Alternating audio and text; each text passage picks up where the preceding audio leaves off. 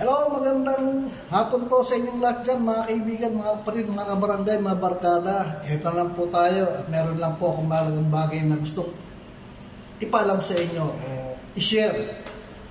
Yun lang po, ang gusto lang pong mapaalam sa inyo ito. Tungkol ba ito doon sa pambato natin na basketballista na si Kai Sotto? Alam po natin kung gaano kahusay si Kai Sotto at kung gaano ito kataas. Alam niyo mga kaibigan, mga kababayan, hindi niyo po alam niyo na po ito, di ba? Si Kai Sotto ay kung saan bansa na naglaro ito. At marami na itong ligang sinalihan. Gaya sa Australia, ilang beses siya naglaro dyan.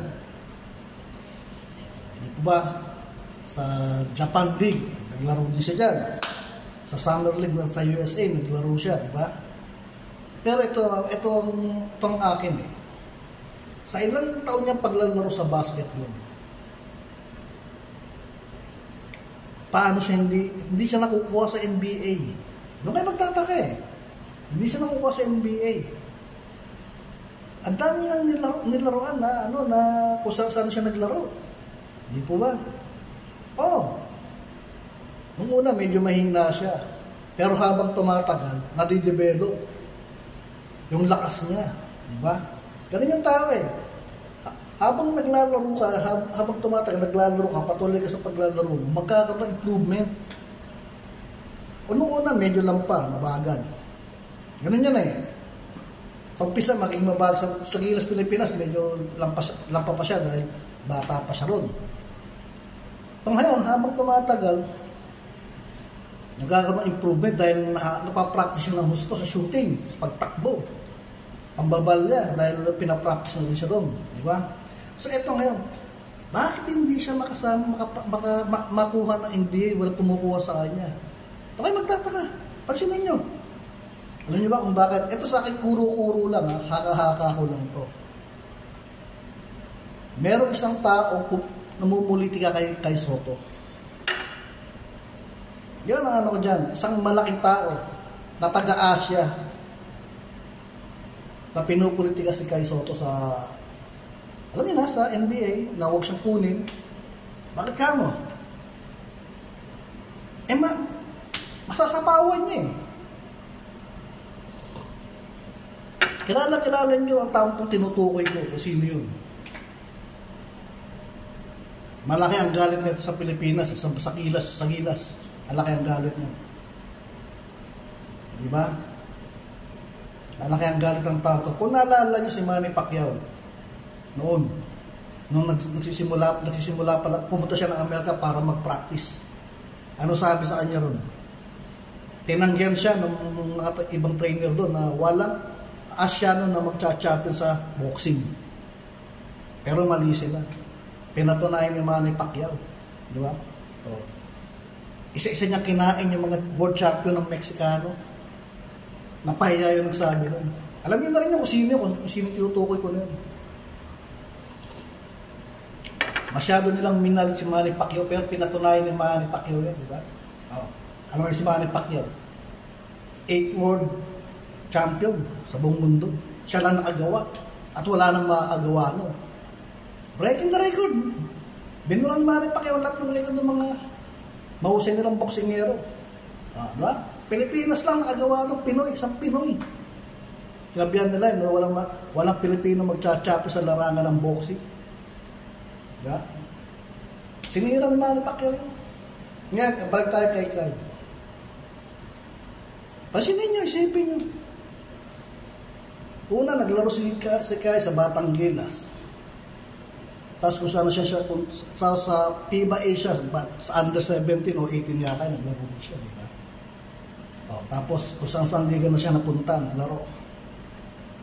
Australia, Japan, Summer League, Gilas, FIBA, di ba? Tingnan niyo itong mga malalaki player ng NBA. Kung ikukumpara mo si Kai Sotto, Wembanyama. Saan ba naglaro si Wembanyama? Kung tutusin mo, pag one-on-one mo, hindi ubra kay Kai yan.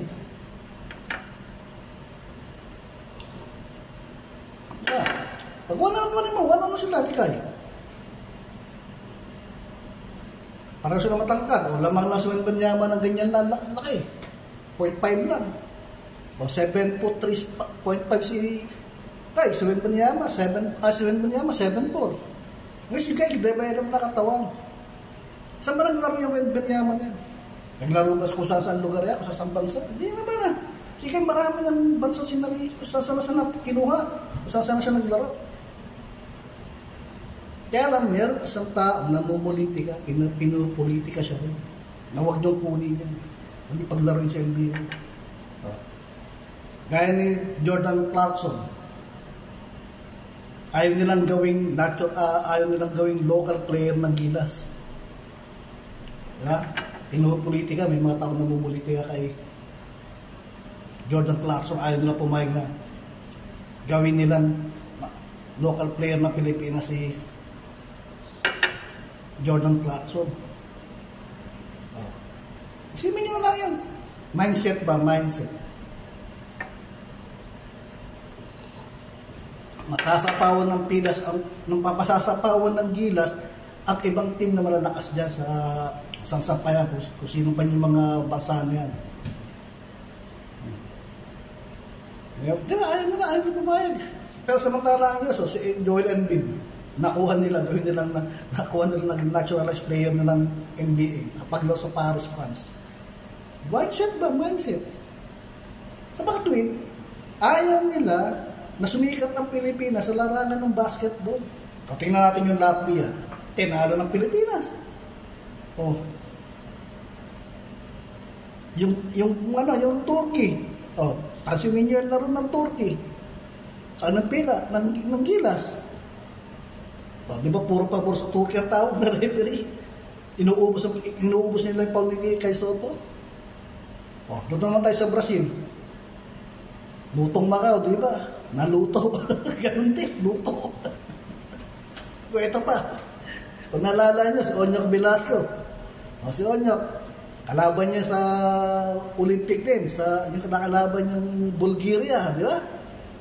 Ano bang taon to? 1990 yata yan eh. Hindi 1991, 90s yun eh. 1994 o 95 yata yun. Nalimutan na kung taon nyo, di ba? Onyok Velasco. Binugbog niya yung Bulgarian. Tapos yung isko ni Onyok napupunta sa kalaban. Yan, isipin yan. Napupolitika tayo ng mga hindot na mga puti niyan pagdating sa larangan ng sports. Ayaw nila magpatalo. Meron pa isa ako napanood, isang Pilipino, nag-boxing din eh. Isa ito sa malaking bansa sa Europa. Binugbog ng Pilipino yung katakalaban niya. Binugbog niya ng binugbog. Na pinagbagsak pa niya. Ngayon, ito na ngayon. Idideklara na yung idideklara na yung kung sino nanalo. Panalo pala yung kalaban. Yung Pilipino naman, inuubad pala yung gloves. In-announce na, sinusot yung belt sa kalaban. Ngayon yung bata, nagtaka, paano na nasa, sabi, nakita ko sa YouTube eh.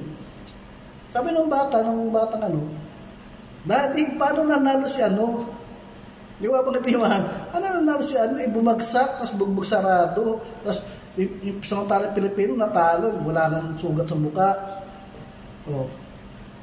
Mindset ba? Pinupolitika tayo, ayaw na tayong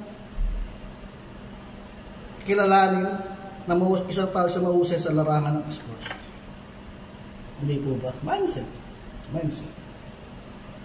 Maraming may ayaw nila tayo sumikat, ayaw nila tayo makilala. Na samantalang tutuusin, ang Pilipino malinis maglaro pagdating sa larangan ng sports. Isa tayo sa mga mahuhusan. Ayaw lang nilang kilalanin, ayaw nila mapayasin na sa sarili nila. Tingnan mo, pagka Pilipino dumayo sa ibang bansa ng boxing, kagaya na sa Thailand, kailangan mapatulog ang Pilipino yung kalaban niya, kung hindi, ba't di niya napabagsak niya, talo siya, kahit mabugbog siya sarado niya yung kalaban niya. Sa Africa, di ba? Kailangan mapabagsak ng Pilipino, kahit na mag-grogi ang kalaban niya, talo pa rin siya, kasi hindi niya napabagsak. Ayaw nila pumayag, ayaw nila makuha ng Pilipino ang belt. Ganun lang kasimple, di ba? Mindset ba? Mindset. Tapos ang magsasabi sila mga Pilipino madadaya.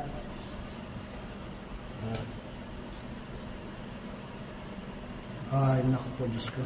So, yun lang po mga kababayan, yun lang po yung akin. Sana naman, ako ang wish ko sana kay Soto, sana mapaglaro na sa NBA.